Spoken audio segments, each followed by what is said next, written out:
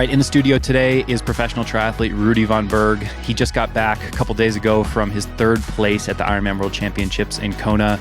It was really good to catch up with Rudy. I've known him for a long time. We're both Boulder guys and have been racing each other since college. So I've been following his career pretty closely, and it was great to ask him some specific questions about how he got to where he is today. We talk about some of the coaches that he's had, some of the training approaches that have worked, some of the things that haven't worked. We talk about his mindset and his mental approach to training, and we also dive a little bit into some of the sponsorship pieces that add to his puzzle and the new equipment that he was riding in Kona just a couple days ago. So enjoy this conversation with Rudy Von Berg. All right, welcome to another episode of Endurance Matters. I'm your host, Justin Metzler. Hot off the heels of his third place in Kona, in the studio today, the Bison, Rudy Von Berg. Rudy, welcome to the studio. Thanks for having me, Justin. Good to talk. Yeah, absolutely. I've known Rudy. How long have we known each other? Over 10 years. My earliest memories are collegiate races, or I remember that Memphis in May race. Yeah. That was 2014, 2015. Was that your rookie season, 2014? Or I don't really know when would be my rookie season because I was racing ITU, which is somewhat considered pro. So, I don't know when is the real. Yeah, I think we must have raced. We definitely raced in Tempe for Collegiate Nationals. And then did you ever do Tuscaloosa Collegiate Nationals? No, I did Clemson. I didn't do that one.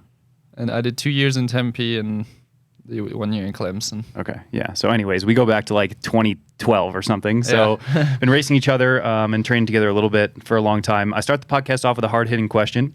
Ooh. You ready?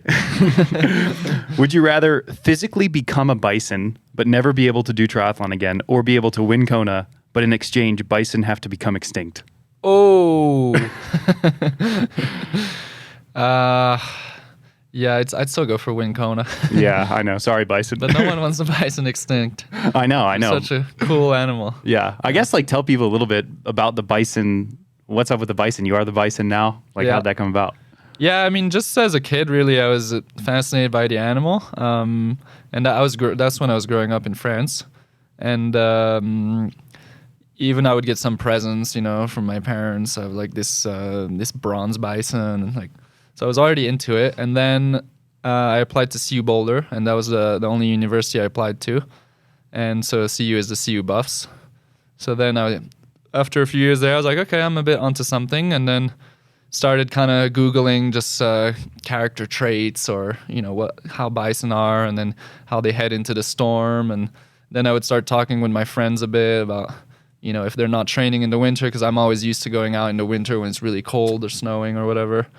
And so I would kind of start joking like that, saying them they're not a real bison. And so I would kind of, start getting into the character a little. And so then, I just kind of naturally progressed a little. And so I started using it around races and things like that. So, I think it's a bit of a fun thing, and people can remember me a bit easier too. It's a bit marketing too, Yeah, absolutely. No, it's cool. I mean, you're definitely I feel like the last couple of years, the Bison's really picked up some steam. Maybe that's a correlate to your race results, but you are the Bison now. Yeah. I want to back it up a little bit. Talk to me a little bit about your upbringing. You mentioned growing up in France, but I feel like you have 3 different nationalities or 4 or something. So talk to me a little bit about that, growing up, where you grew up, and maybe moving around and ultimately coming to the U.S. Yeah, so I was born in Columbus, in Georgia, and then just a few weeks, and so my mom was born in DC, so she's American and Italian. She also grew up in Europe, and my dad is French-speaking Belgium, and then so very quickly I grew up in France till I was 19. But we always kept kind of my American roots in France. It's not like, my English was my first language, and just in the family life, we'd go to Paris for Thanksgiving to my aunts and things like that. And then when I was 19, just moved to Boulder to study, and also it was my only choice because linked to the endurance land that Boulder is, and then. Then I've been there in Boulder for the last 11 years. Plan on staying here. And so I have an Italian passport as well. So I have an American and Italian passport. And I technically could be French or Belgian too. But I just don't have it. But yeah, for sure. Were you coming over to the States frequently as a kid, or when you came here as a 19-year-old, was it like a bit of a culture shock, or were you pretty aware of like the American culture at the time? I wouldn't say really a culture shock. We did a few trips, just like New York or just holidays.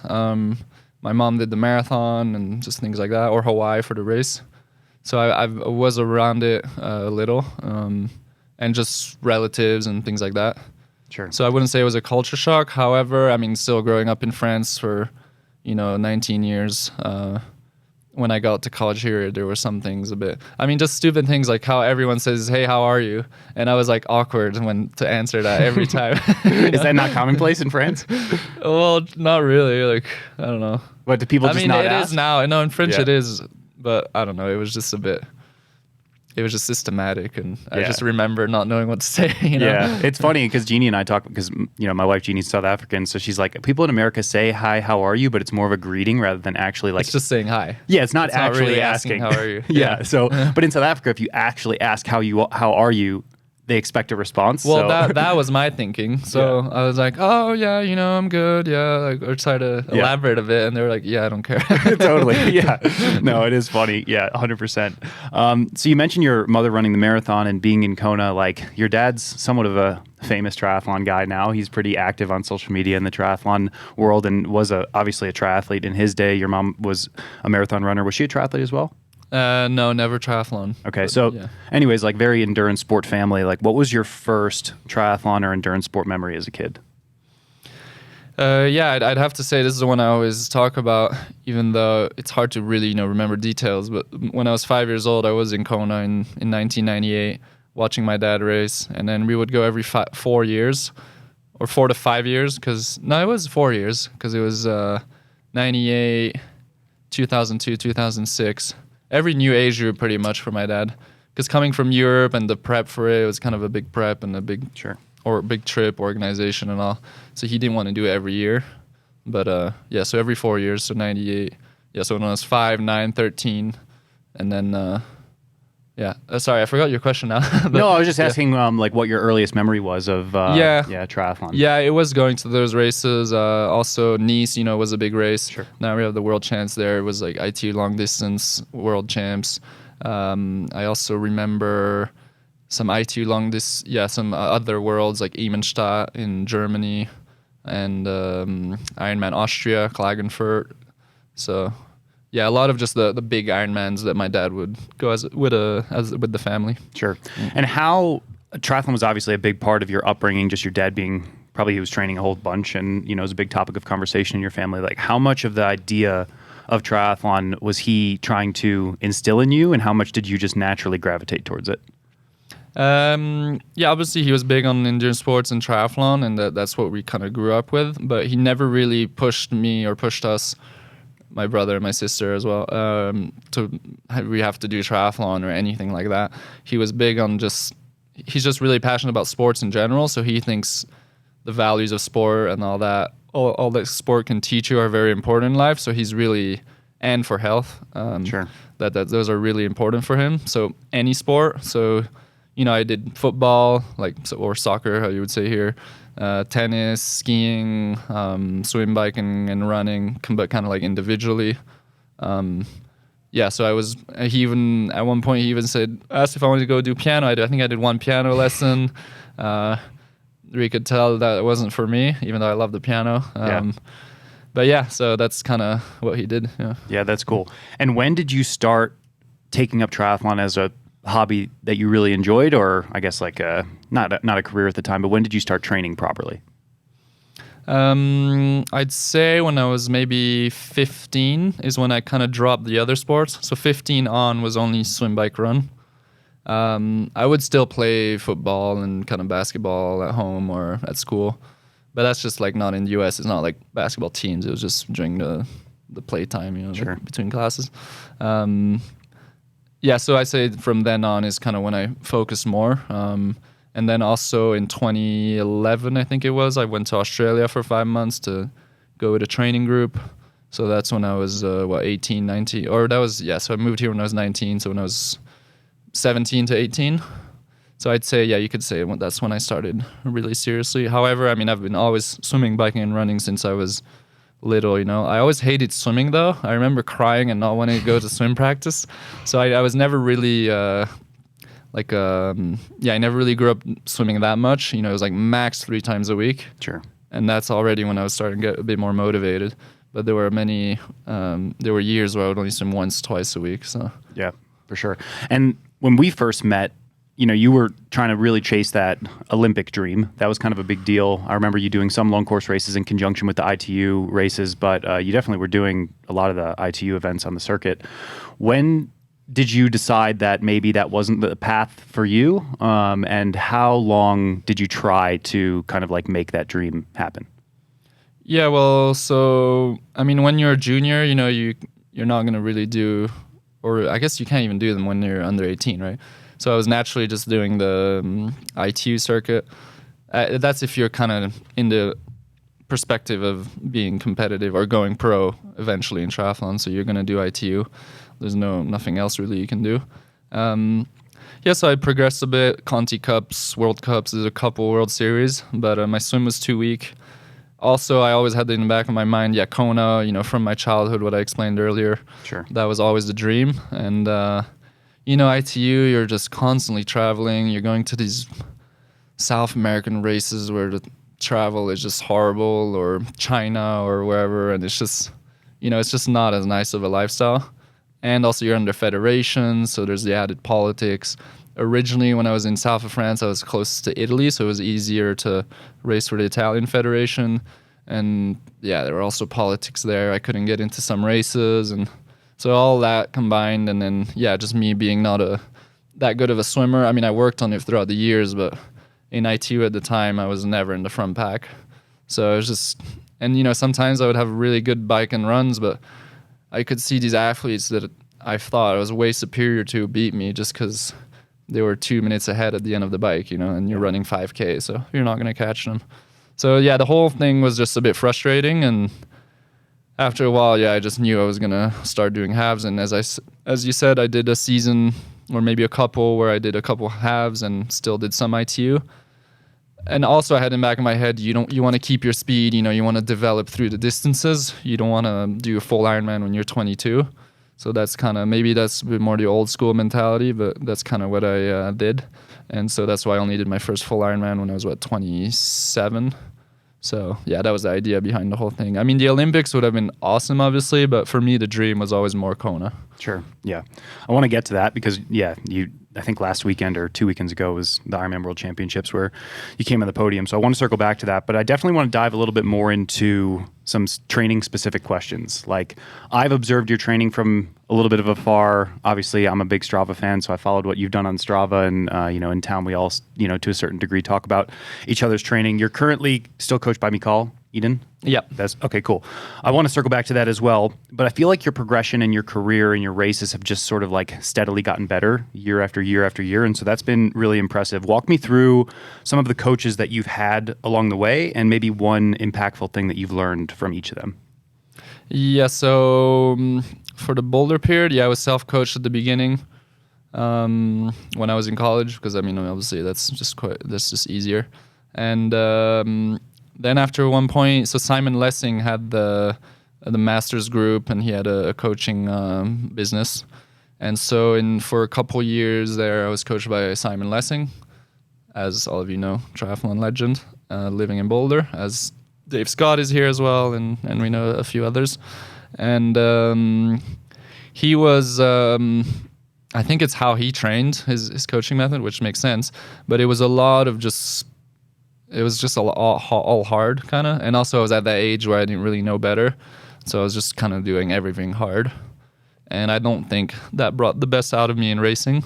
You're just a bit tired and you just don't build how you should, your training. And so like a January training week would be the same as a July training week, more or less. Sure. So that wasn't perfect for me. But I mean, I was in that mindset. I worked hard. I put in the hours, and I was enjoying it. And and Simon is a very good guy, so I enjoyed having him as a coach as well. And Darren Derrick as well for the run part. There was a run group. So I think it was good at the time. And then After that, in 2018, I started working with Luc Van Lierde, the Belgian Kona winner twice in the 90s. And that was a bit pivotal in my career in terms of how he coached and then the results I got from that. That was kind of a 180 on the training. A lot of zone 2, you could call it, training, just endurance, easy training.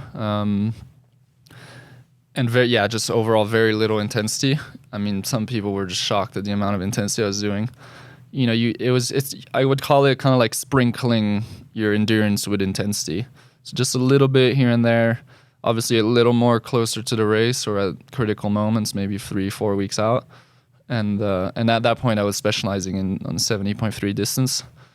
And also we would focus, that's the big part of his coaching, we would focus on VLA.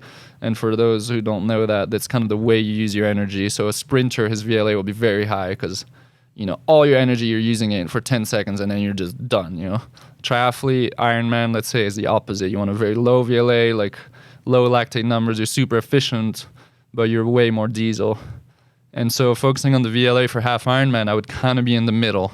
So I would have a lot of energy still in halves to really push to numbers that I didn't think I could do. Like no way I would think I could do the numbers I did in races from my training. But I would just always be in that state that I was just so ready to go in halves. And I would train very little a race week, for example. So that was really interesting. I had a lot of success in 70.3 with that method. But then my last race with Luc was my first Ironman France in 2022. And then, I won the race, but, it wasn't a super high level race. And I didn't think I did as well as I should have. Maybe there were a couple of nutrition problems. I didn't have water for the first, after 30 minutes, for 45 minutes, I had no water at the beginning of the bike. Things like that could have affected me, and I'm sure nutrition wasn't fully dialed, even though I was already on Never Second, and it still worked quite well. But so after that, just my overall idea and why I switched to Mikal Iden was, since Ironman World Championship was going to be my focal point for the next few years, or for the rest of my career, essentially. I didn't think Luc was the best for me to get to my potential in full Ironman, maybe because of that low intensity or not much intensity. I just had the idea that how am I going to really improve my run if I'm just running easy all the time? Sure. And so now the last few years I've been with Mikal, and that's born of a Norwegian method, kind of focusing on a lot of threshold work and aerobic threshold or anaerobic threshold. Sure. Do you feel like, because you've been a pro for 10 plus years like myself, do you feel like the game is different now and requires different training? Like Luc's training might have been really good and really competitive in 2015, for example, but now in 2024 it requires a totally different set of training. No, probably not. I think it's still to be determined. I did just one full under him, but I think for halves, I was super strong. Sure. And I think it's all about, doing the best that your body can do, right? That's all you can control. Mm-hmm. And I think with Luc, that was it. I ran a 109 half marathon off a bike, obviously, in a half Ironman. I did some watts on the bike that in training I could only do for 5 minutes at a time, and I did it for over 2 hours. Sure. Things like that. I was like, wow, I am just so able to transcend myself in a race day. Yeah, that's cool. And it's all about that. We all have our good days in training, and we all think, if I could have this day in the race, it'd be awesome. And that would be every race for me. So I'd be I'm at 100% of what I can do on race day. Yeah, and you're probably looking at everyone else in town who's absolutely smashing themselves up left hand every day and being like, hey guys, no one's paying you to go on TC up to Jamestown or whatever. I feel like just observing your training and being around you for a while, you're a bit of a lone wolf when it comes to your training, and you really seem to trust your plan. Are you paying attention to what others are doing? Do you get worked up about what you see maybe Christian doing on Strava, or if Sam Long's doing something on Strava or whatever? Are you paying attention to any of that, or once you have your training plan, you're just super locked in? It's a bit of both. I am super locked in, and that's why I don't join too many people too often in training, because over the simple answer is I just think people go too hard, and and every easy runs or easy rides are just a bit too hard, and I just don't think it's productive for my training. So that's why I just rather kind of do my build on my own for that. I do follow some pros on Strava, but I really try to limit it for that reason, because you can get quite insecure from that, because I don't train that fast. It's not for lack of trying or anything, but I just can't do the watts or even the run paces, or in all three sports, honestly. Sure. I cannot do the paces that a lot of the guys are doing, and plenty of those guys are guys I beat at every single race, and I never really understood that. So it's important for my confidence to not look too much at what the others do. I mean, by now I just know it's a fact that people are kind of training faster than me. So, but still, it can always still get to you a bit, like I'm like, wow, I thought I was before Kona this year, I thought I was in great shape. And then I just always see guys that are just like one-upping me, and I'm like, damn, like.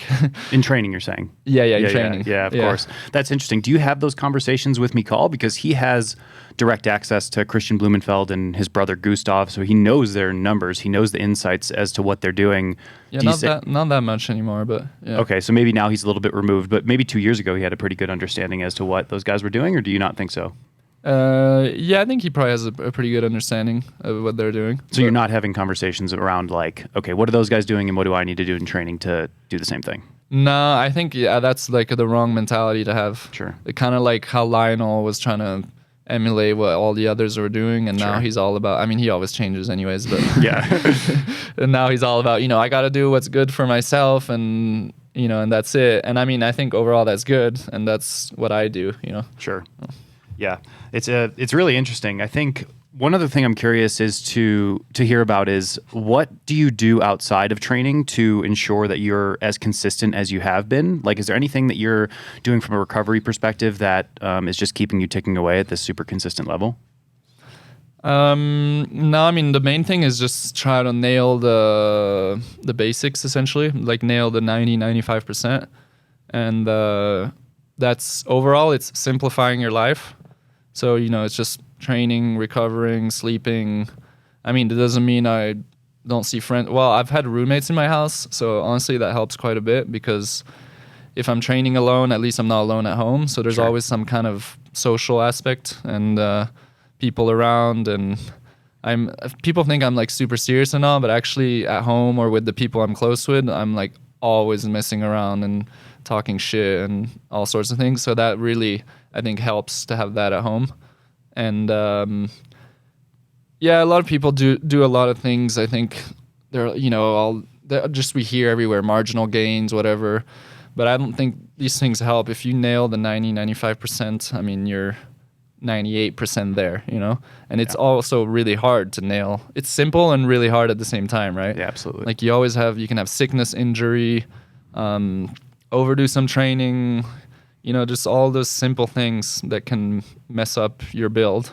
And so, again, just nailing that part is the most important. Sure. It seems also that, like, when you were training with Luke, there was definitely an element of intensity control. We know the Norwegians are famous for their intensity control.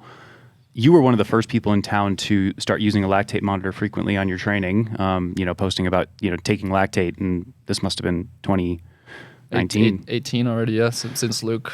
Yeah, and that really hadn't been popularized by many people outside of the lab. Like 2018, I was doing lactate ramp tests in a lab, but it wasn't like I was taking the lactate monitor out for a run or going to the track and doing that. But you were carrying it with you on bike rides and stuff. When did that grab your attention, and why were you committed to that? Are you still committed to that? And what's your general perspective on it? Yeah, actually under Luke, so we would do testing that was all at home. We'd do it about 3 times a year. And, in those tests, and there would be also longer tests. They would be a bit more complicated than the basic VO2 max test, because we would have to calculate the VLA, which, as I said, was a really important metric for him.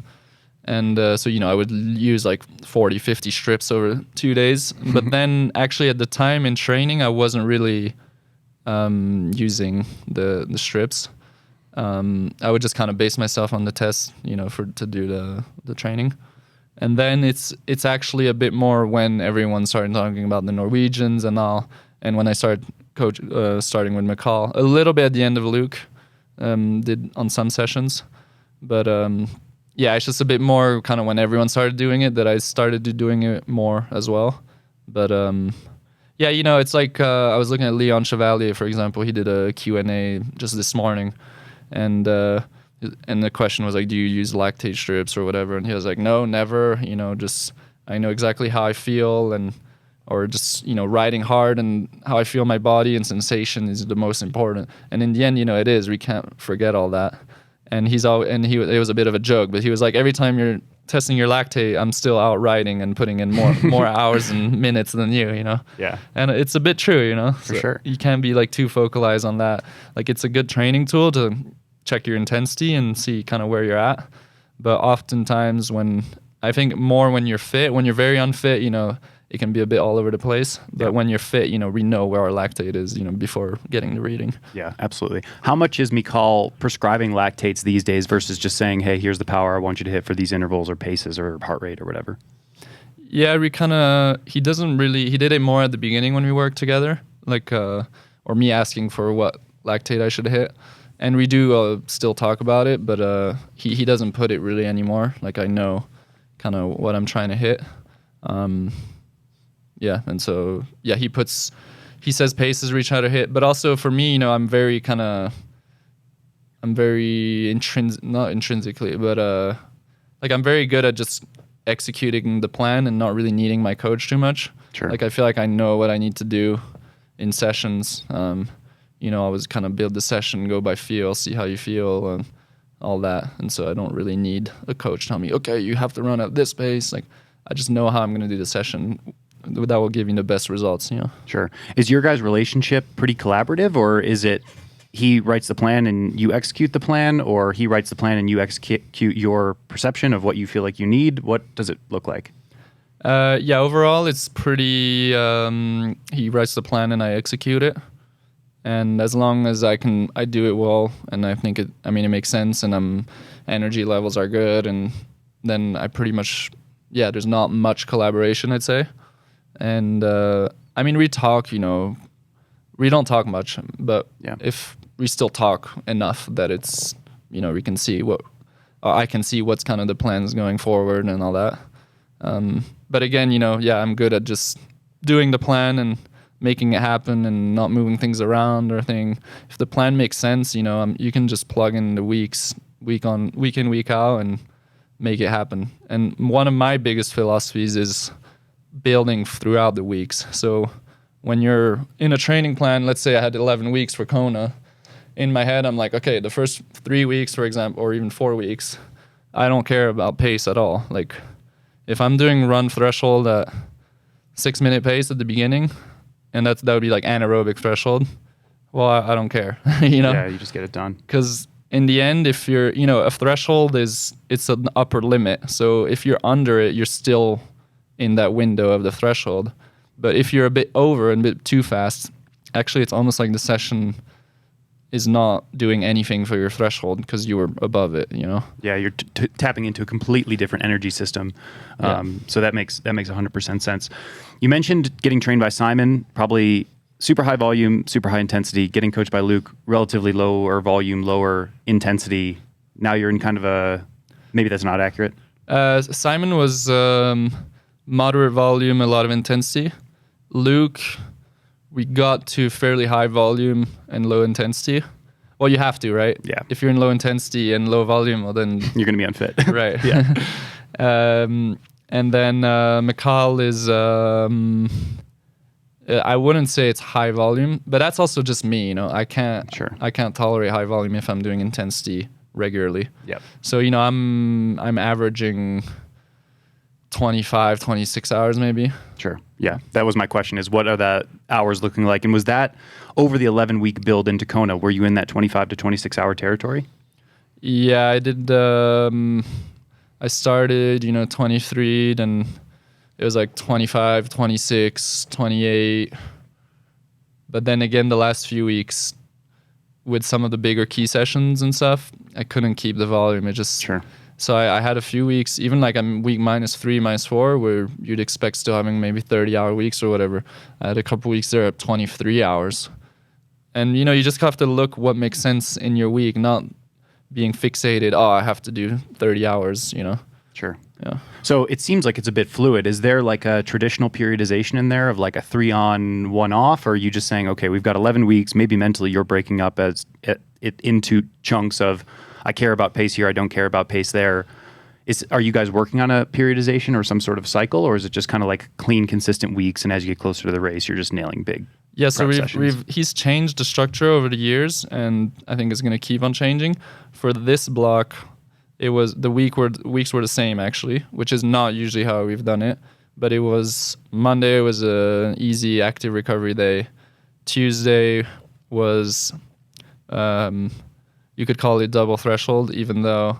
So there is a caveat to me following his plan. It's just on the swim, I don't follow it, essentially. Okay, yeah.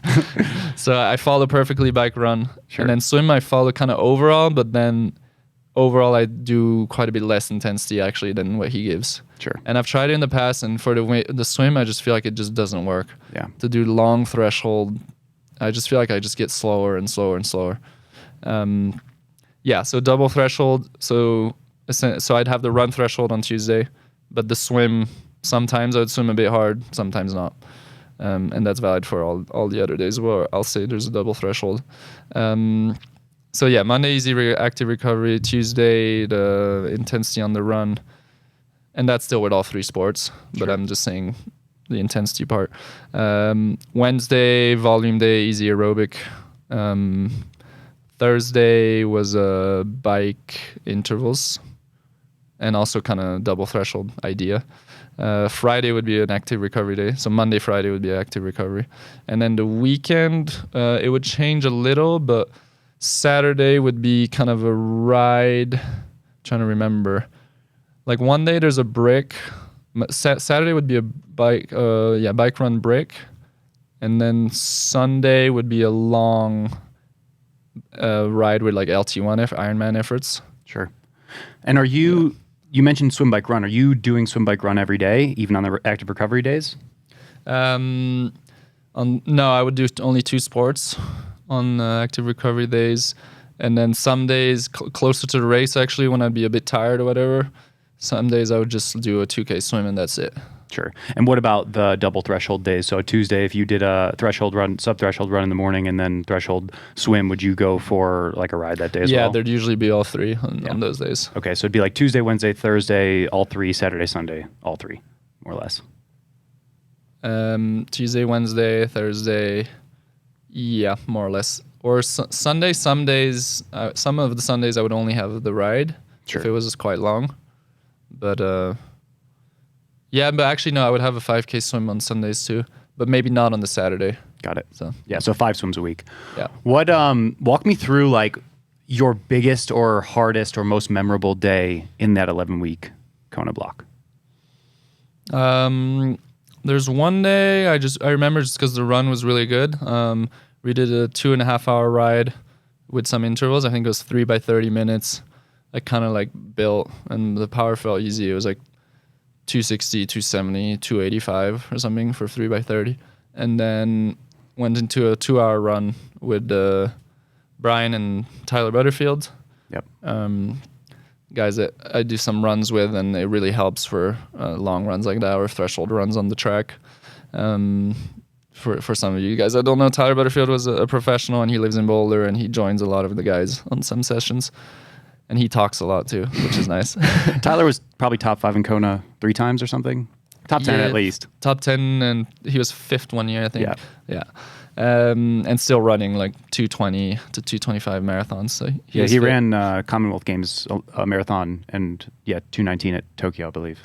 Marathon. Yeah, I don't think he broke the 220. He did 220. Okay. Yeah, flat. Yeah. Anyways, very, very good triathlete and runner. Yeah. And so we did a 2-hour run off, which for me is big. Like I very rarely do 2-hour runs. Sure. And we ran 6-minute pace average, so the whole 2 hours, and it was like easy, flowy, So that was one session I remember, and then always the one that's 2 weeks out is usually one of my biggest ones. We kind of built to that one with the bricks I've mentioned that I do on Saturdays and the long ride on Sundays, and so I would do About 180K or a bit less, but the idea is to do kind of 4 hours, at LT1 or race pace. So that was in Kona. I arrived in Kona about 4 days earlier, and so on the Sunday, 2 weeks minus 1 day out from the race, I went to Javi and back. So it was 100. Well, actually, I missed Javi, so I rode like 2 miles further. Yeah, because it's such a low key town, and I didn't even realize I was TTing.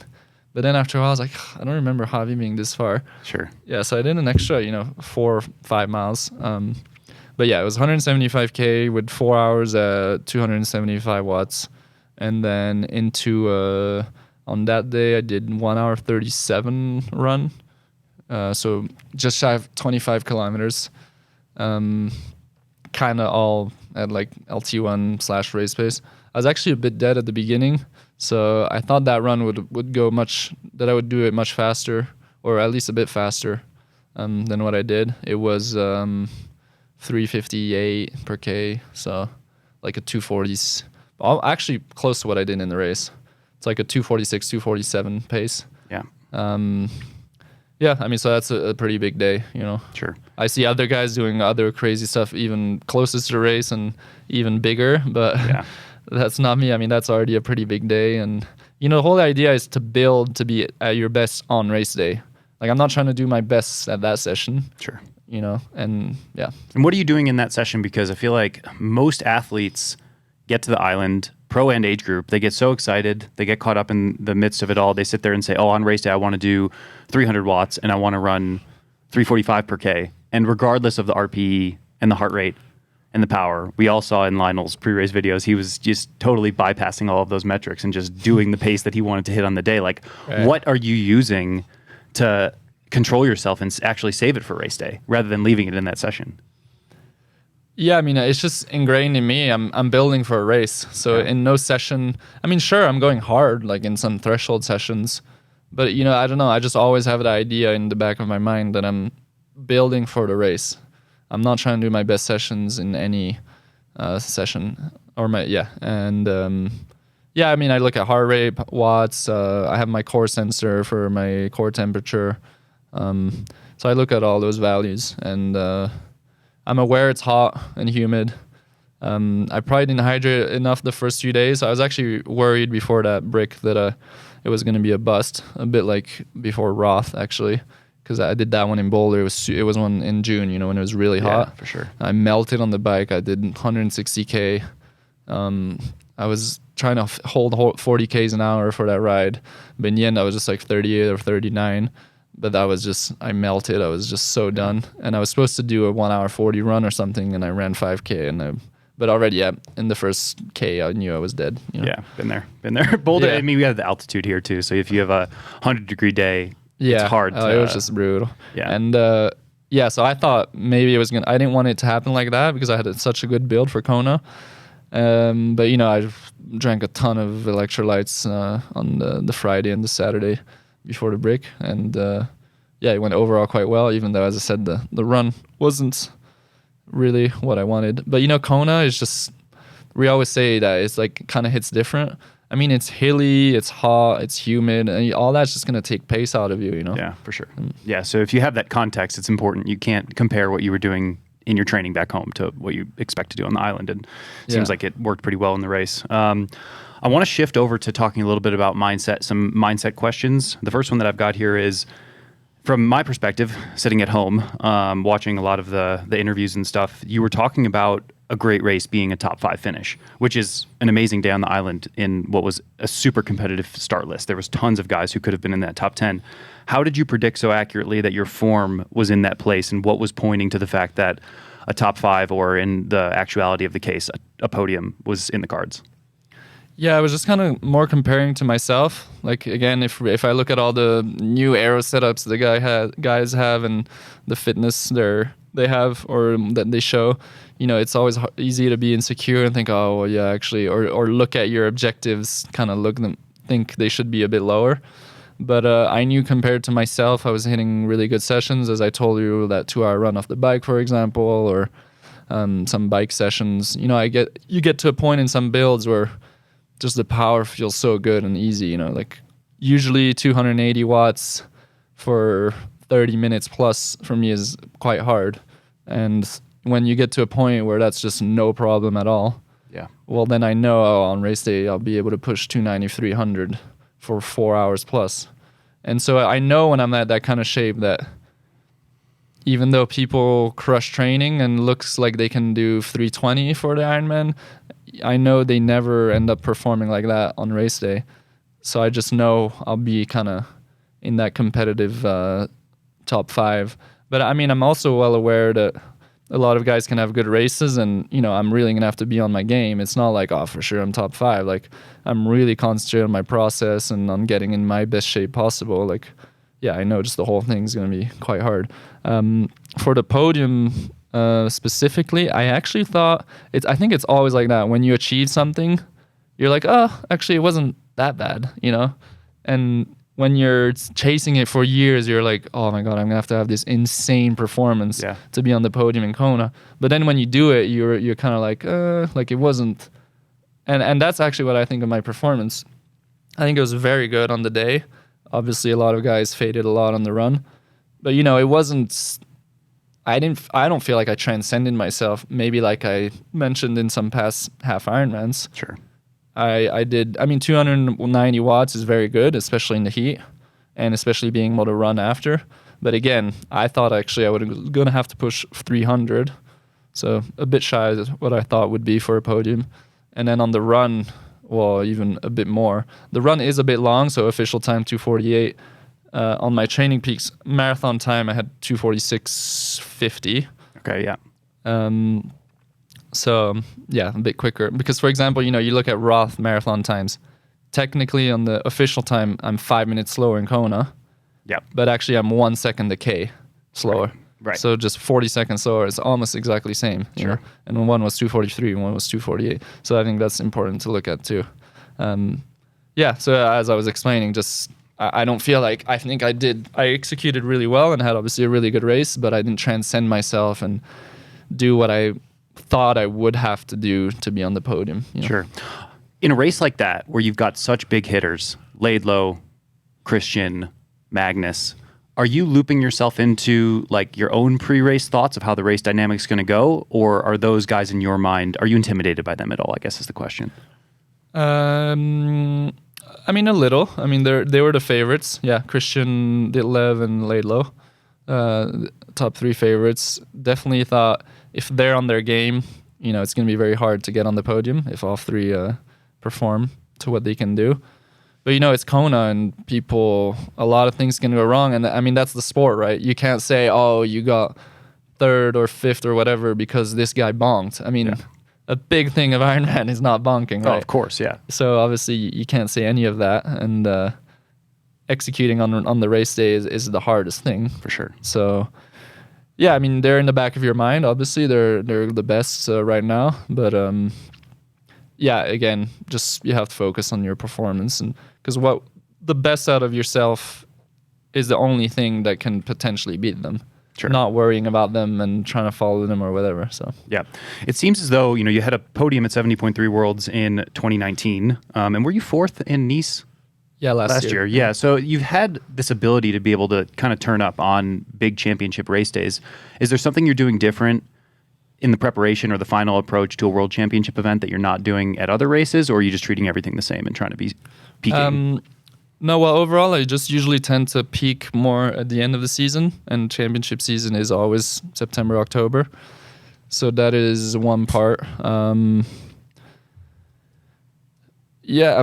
that's maybe the biggest part of my answer. I don't really do things much different if I'm training for a really important race in June, let's say, rather than September or October.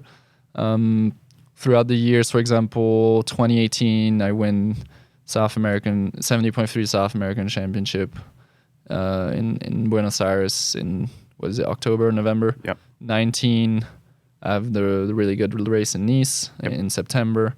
And Buenos Aires actually in end of October, where I ran a 110 and just had a super good race there. Be a runner, Pablo da Pena, when he was running, Pablo he was flying that year. super fast. Yeah. I never thought I could beat him on a run. Sure. And we were in T2 together. Nice, yeah. And then 2020 Daytona, fifth in the PTO championship. Yeah, so I guess I always kind of managed to really finish strong rather than other athletes. I think maybe overtrain in the first part of the season, peak too early, and can't really hold it throughout the season. Sure. And I always managed to build towards the end of the season. So I guess that's, just the main part of my... And maybe, mentality-wise, I mean, obviously the mental part is super important. So if you're the type... You can easily be a bit scared of championship races because there's so many big names and it's just hard to get the best out of yourself in those situations. So I'm sure the mental work I've done, because this is not just in me, I was like a insecure, shy, 15-year-old, scared of all the guys that looked way fitter than me, and so it's not like I've just always had it, but just maybe that mental part of not getting into that mindset on the big races can play a big role. Sure. Have you worked with like a mental coach, or is that just something you've done on your own? On my own. I've always had this idea since I moved from home when I was 19 that I'm really the strongest in my own head. The outside people kind of always can make me think of things I hadn't thought about in a negative way or just all that. And so, I just always have this idea I'm the best when I'm concentrated on myself and being my own person I talk to in a way. Sure. Yeah. So is there ever like a part of you that wants to explore a self-coaching option down the road so you have that complete control in your mind, or is training different from maybe your mental approach and your mental training? I've thought about that obviously the last few years, but I don't want to spend the time thinking about my training that much. I feel like I would just always be thinking about it, and that's draining. And I honestly, even though I feel like I'm starting to know a lot throughout the coaches and the different methods about training, I still wouldn't really trust myself that I'm doing the right build. And so I just think it's better to delegate for that. Yeah, absolutely. And I feel like if you have a coach and it goes poorly, you kind of have someone else to not blame, but maybe work through it with. Whereas if you have a bad race and you're self-coached, this is coming from personal experience. There's a lot of pressure that ends up compounding and building in that environment. Yeah, and I think it's important for that your coach sticks to his philosophy. Sure. Rather than, my athlete wants this, I'll give him this. Totally. I think that's just bad, because then both are failing in a way. Exactly. You're not following the philosophy, and you might not get the results because you're not following the philosophy for the coach and the athlete. So 100%. Yeah, for sure. Cool. Yeah. Is there anything else, like from a mindset perspective, that you feel like you're maybe doing differently? No, we mentioned it. Just not training with people too much. The builds for the races in terms of paces and all that. What are you doing outside of training to balance it out? Like you mentioned your roommates coming back and just having a joke with them. Is there anything else that you're doing to just try to maybe remove yourself from 30 hours a week of training? I mean, it's definitely at times it feels a bit crazy, right? Training when we're just every single day, a long training day, and you're like, I'm just gonna have to do this over and over and over again. It's a bit mind-boggling, but I don't feel like I need that much outside of triathlon. So I'm not like some of those guys that are just like, I'm going crazy. Like I need to have these social things. I can't talk about triathlon. You hear that a lot.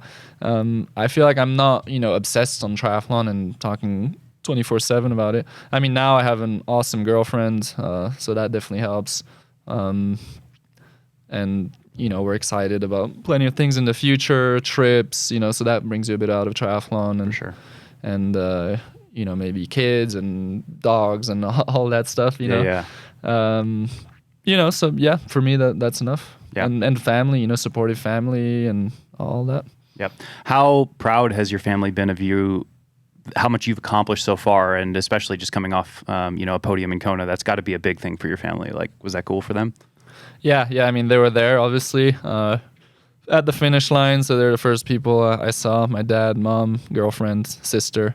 I mean, my dad obviously is he's been passionate about the sport for so many years, and obviously following as closely as can be my career, and so he was obviously extremely happy and proud, and yeah, he's always believed in me, obviously, Sure. but it's another thing to to be there and witness it, and I did it for the podium.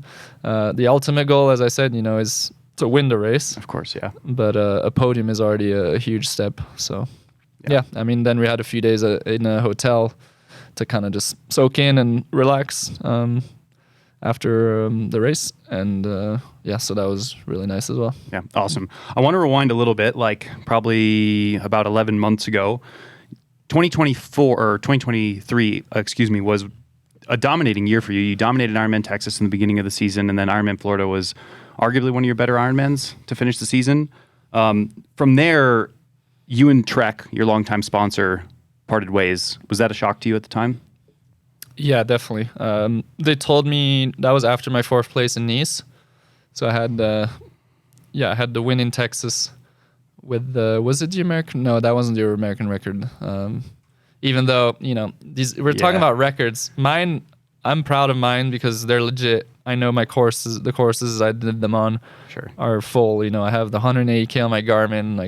And the Garmin, you never start it right. So if you have it 180 on your Garmin, it's legit. For sure. And the run, and if you have a 50-minute swim from pack, also that's probably pretty legit.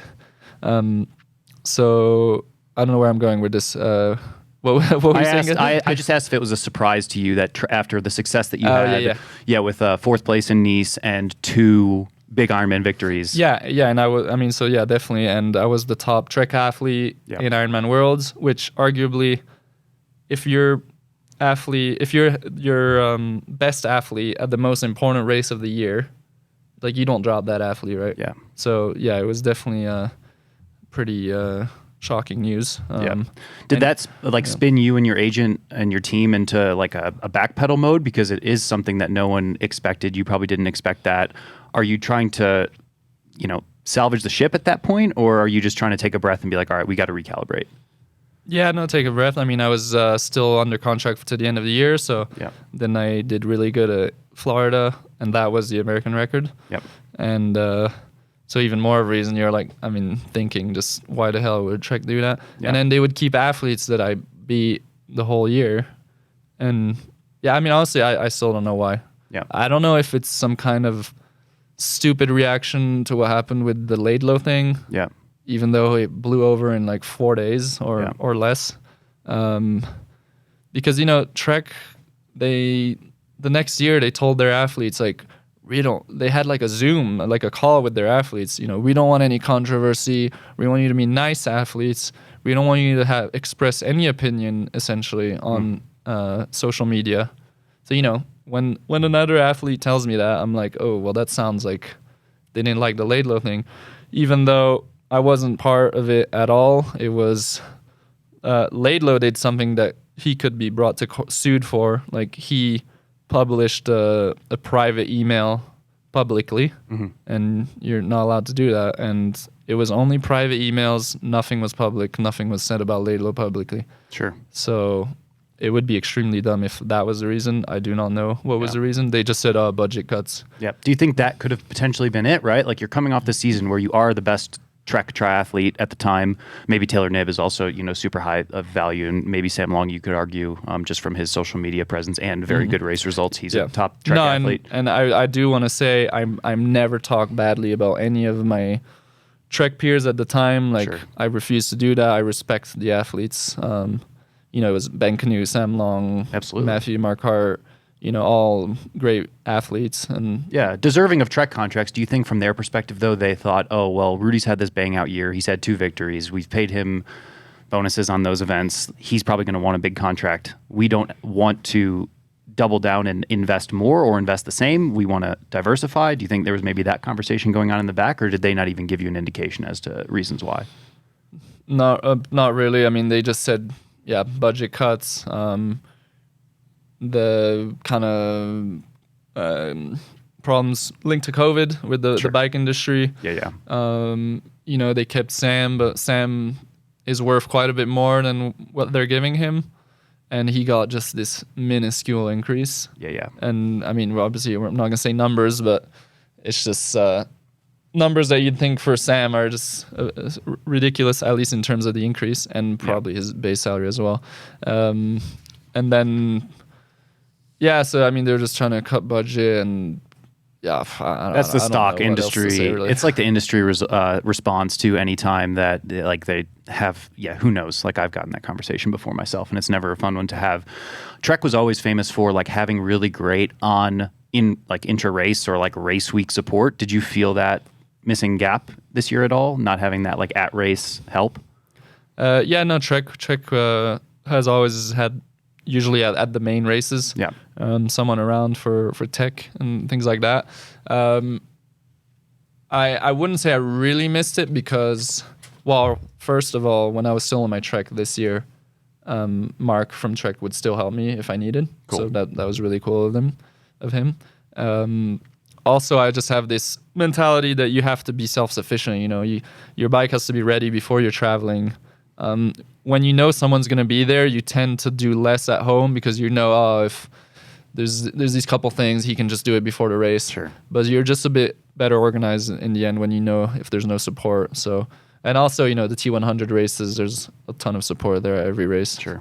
So it was only a couple races this year where there wasn't. But then in the end, I signed. I think you're going to get to it, but I signed Factor and they had people in Kona, so. Cool. Yeah, if you flip back through Rudy's Instagram, his new Factor's cool, but you had a really cool Bison paint job on the Trek. So flip back and check that out. It's worth a look. Maybe you can talk Factor into doing something similar for a custom paint job, which you're probably deserving of. Yeah. How did the Factor deal come about? I mean, my agent has been working at it really hard ever since Trek dropped me last year. And nothing really came about for 2024, at least, you know, at the end of 23. But, you know, he was just staying on it, and he just ended up, he's been in contact with Factor, as with many other brands. And it came to a point where he was talking to them in August and starting to talk for 2025. And then they didn't realize it was a possibility for me to be on it already for Kona. Mm-hmm. And my agent came to me and asked if it was a possibility. And I went through a lot of measurements. And with Nick from Wove, he helped me a lot with that from the Wove saddles. And so, we decided, because I couldn't, also my custom cockpit, I couldn't switch it over. So I had to get a new custom cockpit. At that time, I was 8 weeks from Kona. I was like, I really need to get on the bike. I told him like 2 weeks from now, 6 weeks from the race, I really want to be on the bike. Sure. It ended up being only 4 weeks from the race. So a bit tight, but the position was replicated almost. It was a bit short still, I'd say. Even though it ended up being quite okay. And and so we just signed for end of this year and then another till end of next year. Nice. But so we made it happen before Kona. They didn't think it was possible, but. Yeah. And it seems abnormal in today's day and age to be having sponsors sign athletes mid-year or in the third quarter, but you also announced a partnership with Tier for running shoes pre-Kona. Had you been testing those shoes? Was that something that you mentioned on social media that you were going to run in them anyways? Is that the actual truth? Well, so they were in my top 3 favorite shoes because but we were potentially going to sign a deal with Tier last year already at the end of 23. It ended up falling through because they were investing in a new warehouse in California, and so they just ended up saying no, which actually at the time was a bit of a shock too. So I was thinking at the time, you know, I've had pretty much my best year ever. All my sponsors, you know, nothing's working right now. Like, this is weird. Well, you know, if I'm performing, I should be seeing some sponsors.